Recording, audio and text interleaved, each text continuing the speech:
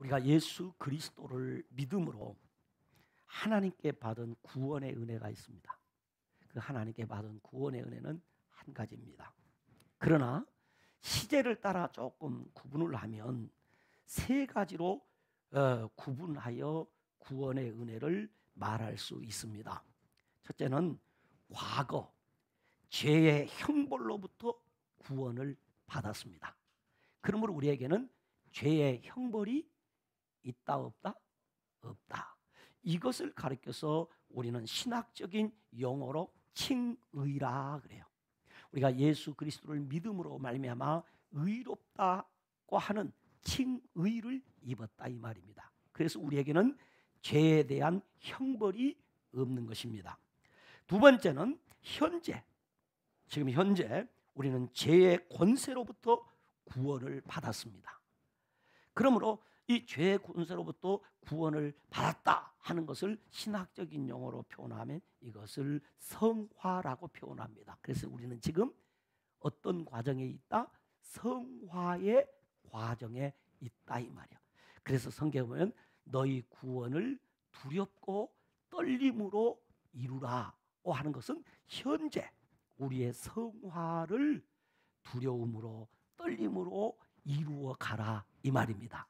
그래서 우리가 이 세상을 살면서 믿음으로 살아야 되고 선을 행하며 살아야 되고 복되게 살아야 되는 겁니다. 왜요? 우리는 구원을 받을 것이기 때문에 받았기 때문에 그렇다 이 말이에요. 그래서 우리는 날마다 죄의 권세로부터 구원받은 삶을 살아가야 하는 것입니다. 할렐루야. 예수 믿었지만은 죄의 권세에서 이기지 못하고 넘어지고 자빠지는 성도들이 많아요. 이런 자들에게는 현재 삶에서 축복이 없습니다. 우리가 죄의 권세로부터 날마다 이루어 가시는 그 구원을 통해서 우리가 하나님 앞에서 복을 받고요, 우리가 천국 가서 멸류관을 받게 되는 것입니다.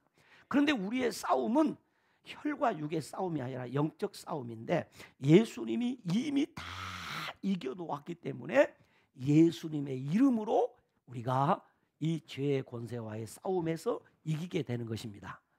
내 힘으로 이길 수 없습니다. 그러나 예수님의 권세로 이기고 또 이기는 것입니다. 그리고 세 번째는 미래.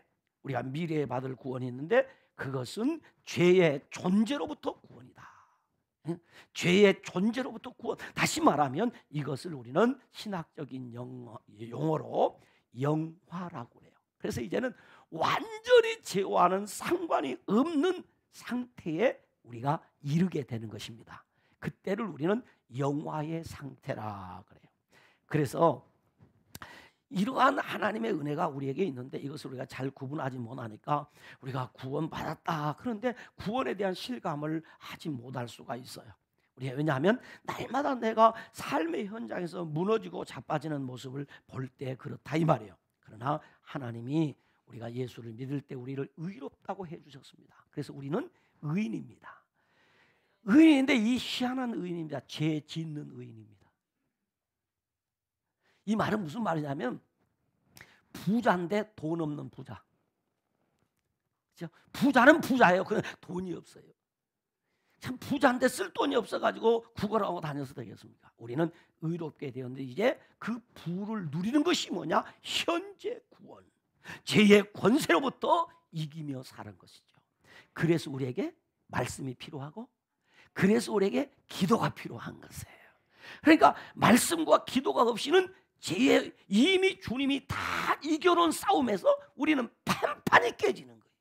판판이 깨지는. 아니고 우리는 세상에서 끊임없는 죄의 권세에 도전이 있지만은 말씀과 기도로 이기고 또 이겨서 우리의 구원을 온전히 이루어가는 저와 여러분이 다 되시기를 주님의 이름으로 축원합니다.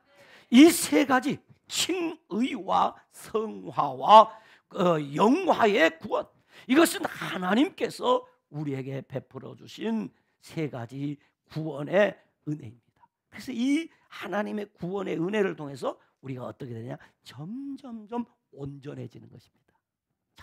여러분 한번 가만히 생각해 보세요.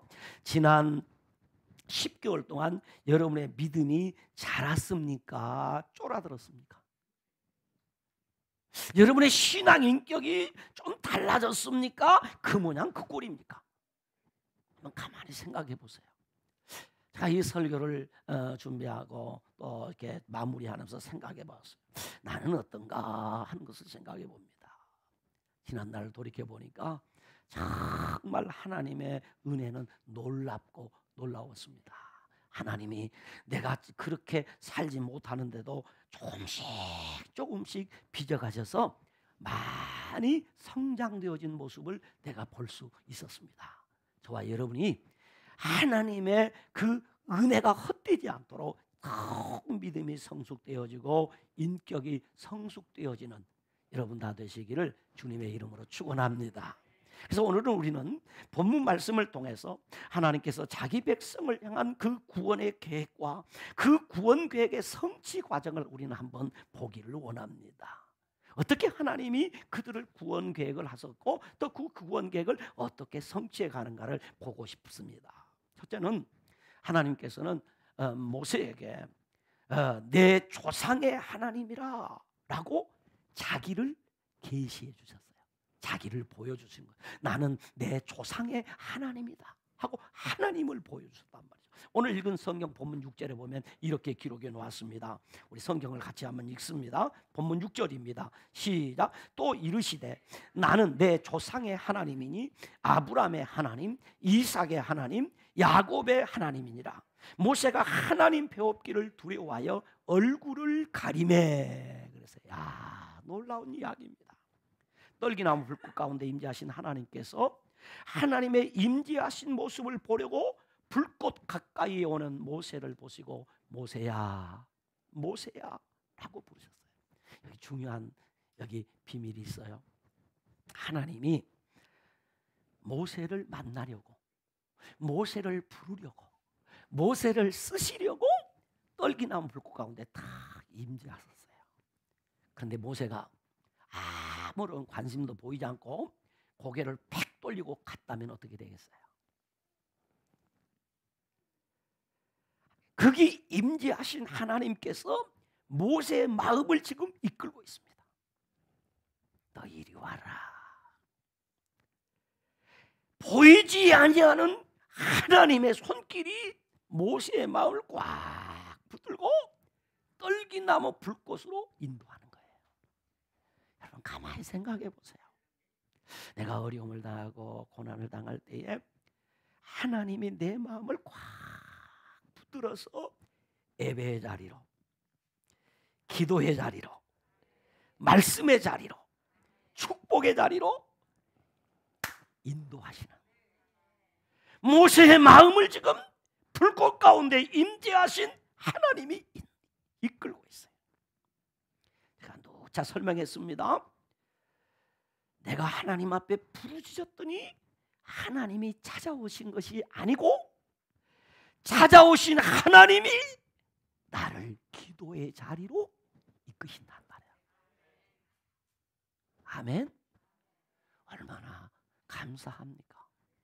그래서 모세가 그 불꽃에 가까이 오니까 하나님의 보이지 않은 손길에 이끌려서 모세가 가까이 오니까 하나님이 모세야 모세야 하고 불러주시는 거예요. 여러분 혹 자녀들이 아버지에게 어머니에게 잘못하고 미안해서 죄송해서 방문 곁에 왔다 갔다 할 때 아버지가 모른 채 하면 어떠겠어요? 그런데 다 알고 아버지가 어머니가 내 이름을 불러줄 때 감사하잖아요. 용서가 되고 이해가 되고 포용이 되잖아요. 하나님이 모세를 불러주시는 거예요. 여러분 내가 힘들고 어려울 때요 아무 소망 없을 때 하나님의 자리에 나와 앉아만 있어도요 하나님이 나를 불러주시고요 나를 만나주시고요 나를 위로해 주시고요 나를 품어주세요. 내게 한없는 사랑을 깨닫도록 해주시는 분이 하나님이십니다. 모세는 너무 좋았습니다. 그래서 하나님 앞에 더 가까이 가니까 하나님께서 이리로 가까이 오지 마라 그러시면서 말씀하시기를 내가 선 곳은 거룩한 땅이니 내 발에서 신을 벗으라 라고 하셨어요. 그리고 자신을 계시하신 말씀이 오늘 본문 6절 말씀이에요. 내가 누군 줄 아느냐? 여러분, 하나님이 내게 하나님을 계시해 주지 아니하면요, 하나님을 우리는 알 수가 없어요. 내가 하나님을 만나러 가는 것이 아니고요, 하나님이 나를 만나러 오십니다. 그저 나는 그 앞에 나와서 앉아만 있어도 돼요. 여러분, 우리가 자꾸 잘못 생각하는 것 중에 하나가요, 내가 무엇인가 열심히 기도하면 하나님이 나를 만나줄 것 같은데요, 아니에요. 나 오면 만나주시고, 만나주시는 하나님이 기도하게 해주시는 겁니다. 그래서 중요한 것은 하나님께서 우리를 위해 준비한 은혜의 자리에 나오는 것입니다. 나오면 주님이 이름 불러주시고 만나주시고 하나님을 보여주시는 거예요. 뭐라고 보여주셨습니까? 나는 말이야 내 조상의 하나님이야. 곧 아브라함의 하나님, 이삭의 하나님, 야곱의 하나님이야. 너희 조상 대대로 찾던 그 하나님이 나야, 나. 이 말은요, 아브라함과 이삭과 야곱에게 계시하시고 아브라함과 이삭과 야곱에게 언약을 맺으신 하나님이란 말입니다. 그 하나님이 너를 찾아왔어. 너를 만나러 왔어. 너를 부르러 왔어. 라고 모세에게 말씀하셨어요. 여기서 무엇의 하나님? 아브라함의 하나님, 이삭의 하나님, 야곱의 하나님이라는 말은 아브라함과 맺은 언약 이후에 언약의 주체이신 하나님을 드러낼 때 공식처럼 사용된 표현으로 언약을 지키시는 그 하나님의 신실성을 강조하기 위해서 사용된 표현이 무엇의 하나님. 하나님은 과거 이스라엘 백성의 조상과 맺은 언약대로 이스라엘 백성을 구원하고자 모세를 부르셨음을 모세에게 암시적으로 나타내 보여주신 것입니다. 여러분 꼭 기억하셔야 돼요. 하나님은 살아계세요. 여러분의 목사가 여기 살아서 여러분에게 설교하듯이 하나님은 지금 우리 가운데 오셔서 우리를 말씀으로 만나고 싶어 하셔요. 이걸 인식하셔야 돼요. 이걸 믿으셔야 돼요. 평탄할 때도 믿어야 되고요, 어려울 때도 그 하나님을 믿어야 되고요, 그 하나님을 만나야 돼요. 하나님을 만나면요 인생이 달라져요. 하나님을 만나면 삶이 달라져요. 우리가 분명히 기억할 것은 하나님은 어느 한 세대 역사에만 존재하시는 하나님이 아닙니다. 창세 전부터 계셨고 창세 후에도 계시며 영원히 계시는 하나님이 아브라함의 하나님, 이삭의 하나님, 야곱의 하나님이세요. 그 하나님이 나의 하나님이세요. 할렐루야.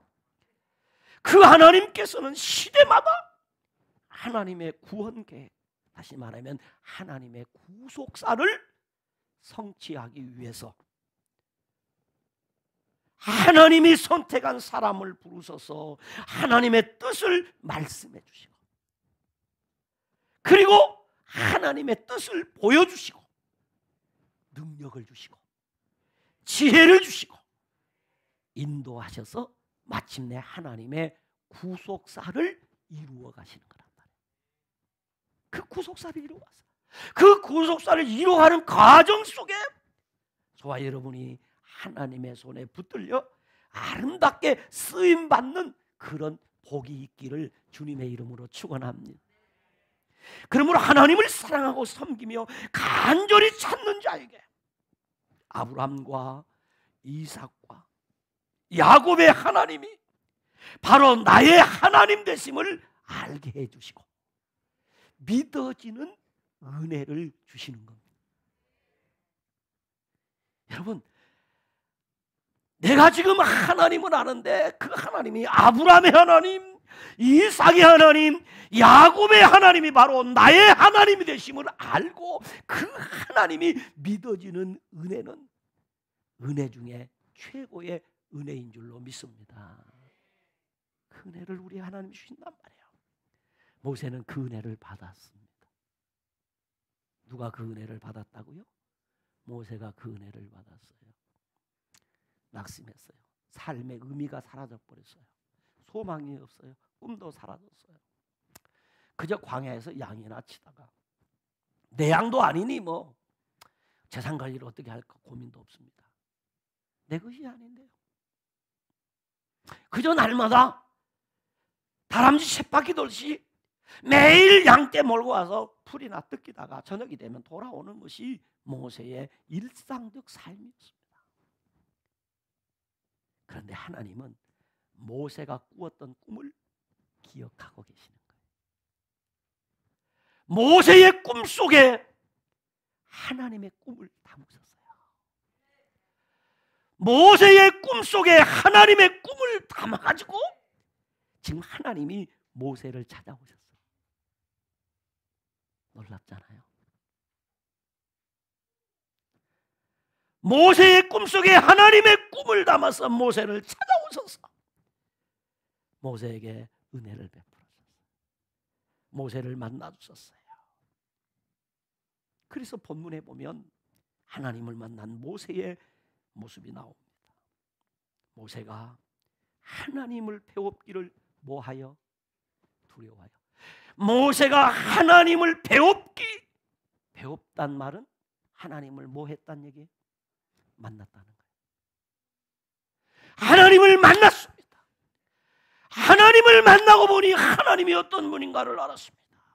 그래서 그는 두려웠다 이 말은 단순히 무서웠다는 표현이 아니에요. 하나님께 대한 신앙적 마음이 생겼다는 말이에요. 그래서 어떻게 했어요? 얼굴을 가리웠어요. 왜입니까? 자신의 허물과 죄가 드러났기 때문입니다. 거룩하신 하나님에 비하면 자신이 얼마나 초라한지를 알았습니다. 모세는 떨기나무 가운데 불꽃 안에 임재하신 하나님을 보는 순간 두려워하며 얼굴을 가리웠습니다.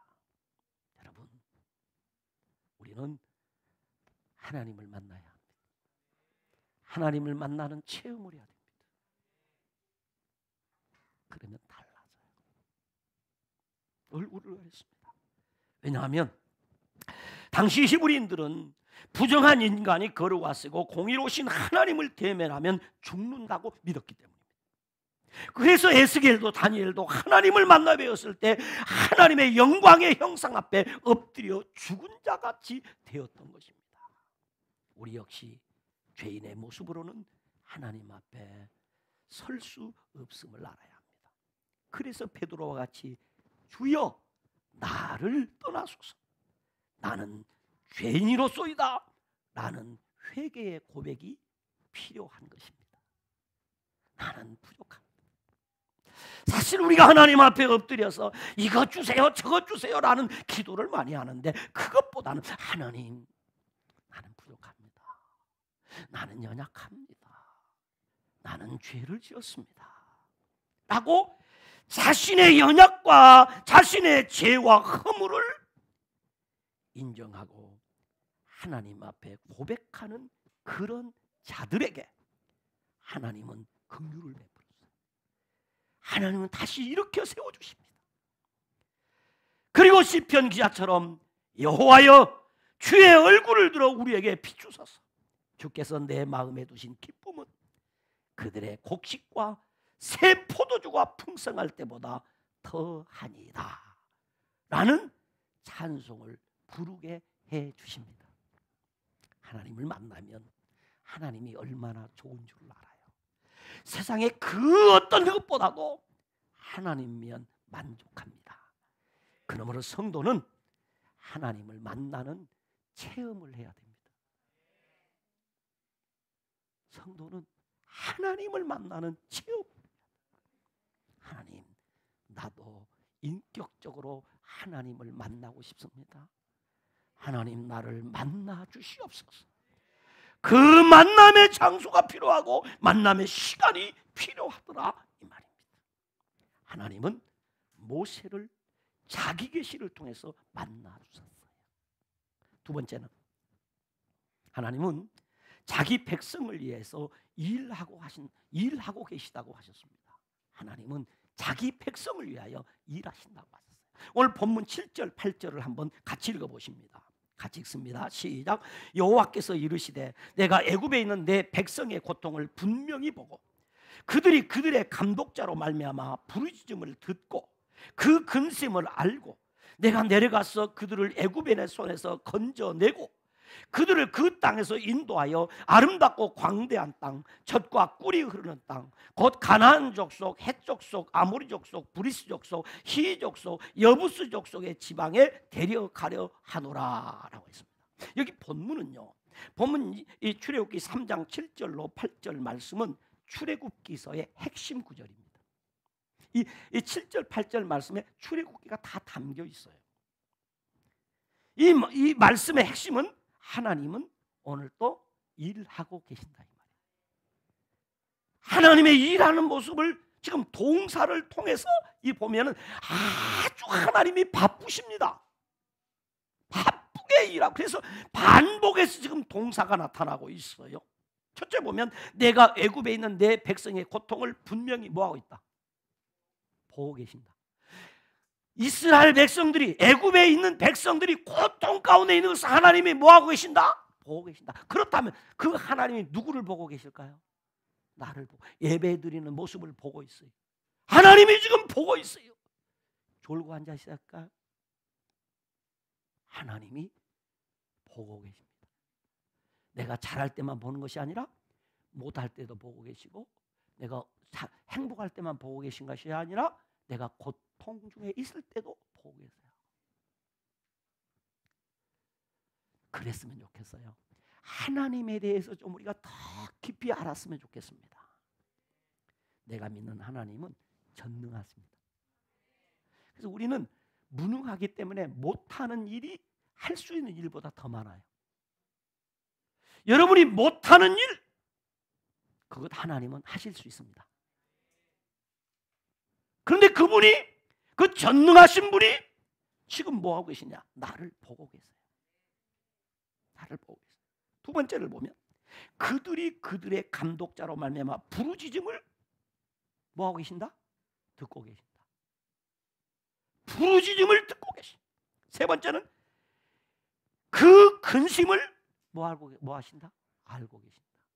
아이고, 땅 꺼지는 근심 소리를 하나님이 다 옆에 들으시고, 뭐 때문에 그러냐? 안 물으셔도 다 알고 계세요.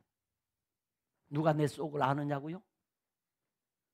누가 내 마음을 아느냐고요? 우리 하나님이 알고 계세요.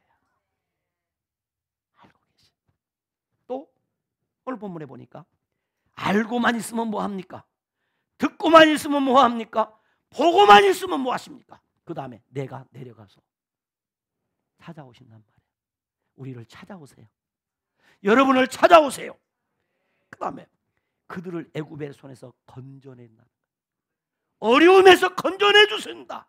슬픔 가운데 건져내 주신다. 고통 가운데서 건져내 주신다. 위 가운데서 건져내 주신다는 거죠.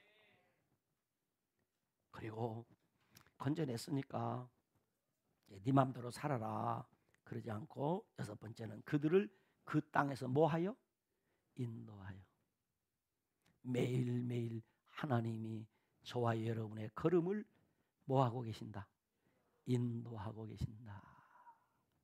인도하고 계세요. 그 다음에 아름답고 광대한 땅, 젖과 꿀이 흐르는 땅에 뭐한다? 데려간다 이 말이에요. 더 좋은 것으로, 더 나은 것으로, 더 행복한 곳으로 우리 하나님이 우리를 데려가십니다. 여기 출애굽기 내용을 살펴보면 보고 듣고 안다는 얘기는 출애굽기 1장 2장의 내용이에요. 그리고 내려가서 하는 말은 출애굽기 3장에서 11장까지의 내용입니다. 거기 하나님이 오셔서 하는 일을 보여요. 그 다음에 건져내고 하는 말은 12장의 출애굽 이야기. 그 다음에 인도하여 하는 말은 13장에서 24장까지의 하나님이 불기둥과 구름기둥으로 인도하시는 장면을 얘기해요. 그 다음에 데려가로 하느라 하는 말은 25장에서 40장까지의 내용에 해당되는 내용이에요. 그러니까 오늘 7절, 8절 말씀에 출애굽기 내용을 다 담고 있는 거죠. 하나님께서는 억지로 노동에 동원되어 노동력을 착취당하는 히브리인들의 고통을 각별한 관심을 가지고 세밀하게 지켜보셨어요. 우리가 세상을 살다 보면 힘없을 때 억울한 일을 참 많이 당합니다. 그런데 그때 하나님이 나를 지켜보고 계세요. 억지로 노동 현장에 동원되어 노동력을 착취당하는 히브리인들의 그 고통을 하나님이 보셨습니다. 그들은 그 고통을 감당할 수가 없어서 하나님 앞에 부르짖었습니다. 하나님은 그 부르짖는 소리를 들으셨습니다. 그 고통으로 인하여 그들의 근심과 슬픔이 무엇인지를 알았습니다. 여러분 가슴 속에도 누구도 알지 못하는 여러분의 고통이 있고 여러분의 슬픔이 있고 여러분의 근심이 담겨 있지 않습니까? 그걸 하나님이 아십니다. 사람들 앞에서는 웃지만은 집에만 돌아가면 혼자만 있으면 그것이 내 마음을 짓누르는 그 근심, 그 고통을 하나님이 아신단 말이에요.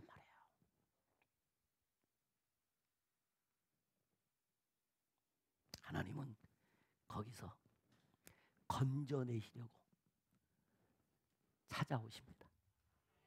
내려오십니다. 거기서 나를 건져내시고 싶은 것이 하나님의 마음입니다. 그 고통스러운 그를 고통스럽게 하는 애굽인의 손에서 건져내요 여러분을 고통스럽게 하는 그 마음의 짐에서 여러분을 건져내시고 싶은 것이 하나님의 마음. 그것이 무엇입니까? 무엇이 여러분을 그렇게 고통스럽게 하십니까? 돈입니까? 가난입니까? 배우지 못한 한입니까? 육신의 질병입니까? 도대체 무엇입니까? 하나님은 애굽인의 손에서 이스라엘 백성을 건져내시듯이 우리를 고통스럽게 하는 그 고통의 현장에서 우리를 건져내어 아름답고 광대한 땅, 젖과 꿀이 흐르는 땅으로 데려가기를 원하신다 이 말입니다. 하나님께서는 어떤 특정한 지역이나 장소만 계시는 것이 아닙니다. 계시지 않은 곳이 없습니다. 무소부재하십니다. 그러므로 내려오셨다는 표현은 존귀하신 하나님이 내 입장으로 나와 함께하기 위해서 오실 것을 애언적으로 나타내는 표현입니다. 젖과 꿀이 흐르는 땅이라는 실제로 가나안 땅에 젖과 꿀이 흘렀다는 의미가 아닙니다. 가나안 땅의 기름짐을 은유적으로 묘사한 것으로 목초지가 많고 풍요의 땅을 의미합니다. 다시 말하면 더 깊은 의미가 있다면 그것은 영적 의미로 그 땅에서 제사장 나라 거룩한 백성들이 누릴 영적인 충만한 은혜를 말합니다. 하나님은 영적으로 충만한 은혜의 장소로 우리를 이끌어 가시기를 원하신다는 거예요. 여러분, 하나님의 인도하심은 언제나 아름답습니다. 하나님의 인도하심은 언제나 복이 됩니다. 젖과 꿀이 흐르는 땅으로 우리 하나님이 인도해 주신다는 거예요. 하나님은 자기 백성들의 모든 일에 관심을 가지고 지켜보고 계세요. 우리가 비록 고난 가운데 처할지라도 우리의 고난을 하나님은 감찰하고 계세요. 또 왜 울고 있느냐? 왜 너 혼자 가슴을 치고 있느냐? 하나님은 우리로 하여금 하나님을 바라보도록 합니다.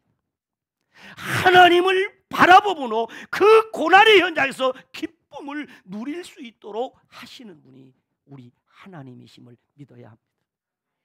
그래서 역대하 16장 9절에 여호와의 눈은 온 땅을 두루 감찰하사 전심으로 자기에게 향하는 자를 위하여 능력을 베푸시나니 그랬어요. 여기 능력이라는 말은 앞에 제가 설교 시간에 표현했던 말들이에요. 능력, 그러니까 힘만 의미한 것이 아니에요. 그렇습니다. 하나님은 이스라엘 백성들의 고통을 보셨습니다. 그리고 그들의 부르짖음을 들으셨습니다. 그들의 근심을 아셨습니다. 그래서 하나님은 그들에게 내려가셔서 그들을 건져내시고 인도하셔서 복된 땅으로 데려가려고 하신다는 것입니다. 하나님은 하나님의 백성을 살아가시기 전에 자기 백성을 위하여 일하시는 것임을, 일하고 계심을 알아야 합니다. 하나님은 우리를 사랑하시기에 우리를 위해 일하시는 분입니다. 하나님은 택하신 백성의 나아갈 길을 오늘 또 경영하고 계십니다. 그러므로 우리가 그 하나님의 인도하심을 자꾸 거부할 필요 없어요. 하나님이 인도하세요. 매일매일 발걸음을 인도하세요. 왜 하나님을 믿는다고 해서 그 하나님 앞에 내 인생을 맡기지 못하시는 거예요. 내 길을 여호와께 맡기라. 그가 너를 지도하시리라. 지도하시리라.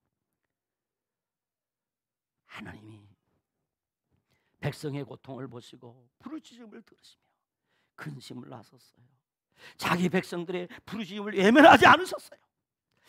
여러분이 하나님 앞에 나와서 내가 어떻게 기도하면 하나님이 잘 들으실까 걱정할 필요가 없습니다. 내가 기도를 잘하면 하나님이 들으시는 것이 아니라 기도하면 들으십니다. 이 꼬맹이들이 할아버지에게 와서 아주 조리 있게 논리적으로 이야기를 잘하면 할아버지가 들으십니까? 말도 안 되는 소리를 해도 듣습니다. 아니, 말 안 해도 압니다. 할아버지라고 부르면 다 압니다. 그런데 우리 하나님은 할아버지하고는 비교 안 됩니다. 기도를 잘하면 하나님이 들으신 것이 아니라 기도하면 들으십니다. 아멘입니까? 들으셨다는 거예요. 백성의 부르짖음을 들었다. 불의한 압제자에 대하여 공의로운 심판을 하신다. 이제 직접 내려오셔서 애굽에서 이스라엘 백성을 구출해내어 약속의 땅으로 인도하십니다. 성도 여러분, 그러므로 우리는 고통 중에도 하나님께 부르짖어야 합니다. 고통 중에도 하나님 앞에 부르짖어야 합니다. 여러분 마음을 아프게 하는 것 자녀입니까? 기도하세요. 그 자녀의 앞길이 형통하게 될 것입니다. 여러분을 슬프게 하는, 여러분을 잠 못 이루게 하는 그것 하나님께 부르짖으세요. 하나님께서 들으십니다. 마지막 세 번째는 하나님은 이제 가라. 내가 인도하여 내게 하리라 라고 하셨습니다. 내가 인도하여 내게 하리라. 내가 하나님이 하시는 말씀입니다. 너는 가면 돼. 내가 할 거야. 네가 하는 것이 아니라 내가 하는 것이야. 오늘 본문 9절로 10절을 보면 이렇게 말합니다.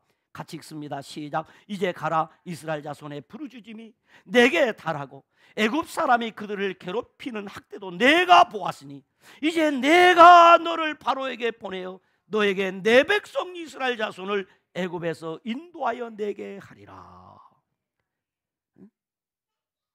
내가 보았다. 내가 인도한다. 내가 인도한다. 아멘입니다. 이제라는 말은 그러므로 이제 보라는 뜻입니다. 이제라는 말은 하나님이 판단하시기에 더 이상 지체할 수 없는 때로서 바로 지금이라는 뜻입니다. 지금 가라. 하나님은 550년 전에 550여 년 전에 아브라함에게 하셨던 약속을 이루고자 하신 것입니다. 창세기 15장 13절로 14절에 보면 이렇게 기록해 놓았습니다. 여호와께서 아브라함에게 이르시되 너는 반드시 알라. 내 자손이 이방에서 객이 되어 그들을 섬기겠고 그들은 400년 동안 내 자손을 괴롭히리니 그들이 섬기는 나라를 내가 징벌할지며 그 후에 내 자손이 큰 재물을 이끌고 나오리라 라고 하셨어요. 이제 하나님의 때가 이르러서 하나님의 말씀대로 하나님께서 애굽인들로 하여금 마음에 완악함을 주시고 강팍함을 주셔가지고 히브리인들을 괴롭히고 학대하도록 하나님이 애굽인들의 마음에 불을 질러놨어요. 그러니까 애굽인들이 히브리인들을 얼마나 괴롭히는지 몰라요. 왜? 아이고 이곳에서 못 살겠다 고 하도록 하기 위해서. 여러분, 하나님이 우리 각자를 쓰시는데요, 어떻게 하든지 하나님의 손에 선한 도구로 쓰임받는 은혜가 있기를 축원합니다. 근데 간혹 애굽인들이 있어요. 어디도? 교회도 애굽인들이 있어요. 그래서 하나님이 그 사람 마음에 완악함을 주셔가지고 그 완악함으로 목사 마음을 막 뒤집어 놓고 찢어 놓고 갈기갈기. 뭐 하라고? 목사에게 기도하라고, 장로님들에게 기도하라고, 권사님들에게 기도하라고, 성도들로 하여금 기도하라고, 부르짖으라고. 애굽인들의 마음에 하나님이 완악함을, 성경을 출애굽기 읽어보면 하나님이 애굽의 바로왕의 마음을 뭐하게 해서 강팍하게 하사. 하나님이 바로왕의 마음을 강팍하게 했어. 그래서 히브리인들이 그 고통을 해서 뭐라고 하나님께 부르짖어. 이것은 모두 하나님의 뜻 안에 있었던 일들입니다. 내 조상의 하나님, 아브라함의 하나님, 이삭의 하나님, 야곱의 하나님, 곧 아브라함과 이삭과 야곱에게 계시하시고 언약을 맺으신 하나님께서 모세를 부르시고 이제 가라. 내가 너를 바로에게 보내어 너에게 내 백성 이스라엘 자손을 애굽에서 인도하여 내게 하리라 라고 하는 것입니다. 내가 한다. 내가. 너는 들러리야 들러리. 내가 너를 바로에게 보내어 말. 내가 너를 보내고 내가 너를 파견하고 내가 너를 책임지고 내가 너를 통해서 일한다 이 말이에요. 생각해 보세요. 당시 고대의 최고의 국력을 가진 나라에 모세가 가고 되겠습니까? 안 되지요. 안 되죠. 근데 누가 가니까 됩니까? 하나님이 가니까 됩니다. 이처럼 하나님께서는 성도에게 특별한 사명을 주시되 때로 생명의 위협을 느낄 수 있는 곳으로, 생명의 위협을 당할 수 있는 곳으로 갈 것을 요구하십니다. 그러나 두려워하지 마세요. 내가 가는 것이 아니고 하나님이 나를 붙들고 가시는 겁니다. 왜? 나를 통해서 하나님의 구원 계획을 이루시려고. 혹 여러분이 교회에서나 또 어디서 내가 어떤 일을 봤다, 아이고 나는 못하는 것이 아닙니다. 하나님이 하십니다. 순종하면 됩니다. 할렐루야.